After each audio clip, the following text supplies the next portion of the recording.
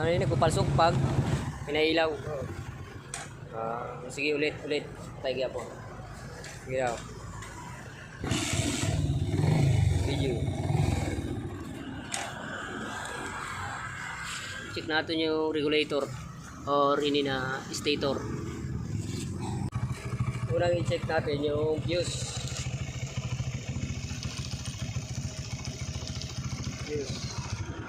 So, mamatay siya. Grounded talaga to.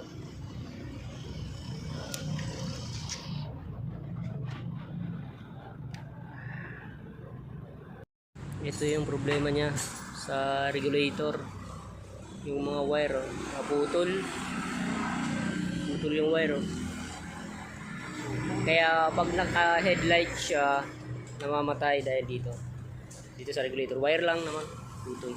Pero itatry pa rin natin na baka palitan. Sige, binalutan na natin ito ng electrical tape. Tsaka testingin natin banda rin kung okay na. Sige. So, pailawin natin. Okay. Ayun, may ilaw na. Hindi na siya namamatay. Andar na. Kahit may ilaw na siya, okay na siya. Ayan. May ilaw na yan.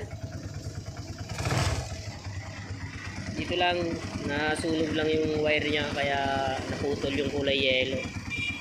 Ayan. Kaya nalobat yung battery niya. So, okay na. Salamat po, sana nakatulong. Okay. Ito lang yung naging sira sa kanya. Ito yung naging problema. Sunog. So, dinirect na lang natin. Kasi sunog na ang wire. Sunog na sa loob, pati dito sa labas. So, sunog na dito. Yan.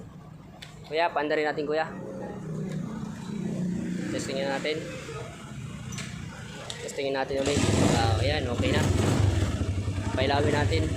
Ilaw. Yan, may ilaw na. Okay na. Good.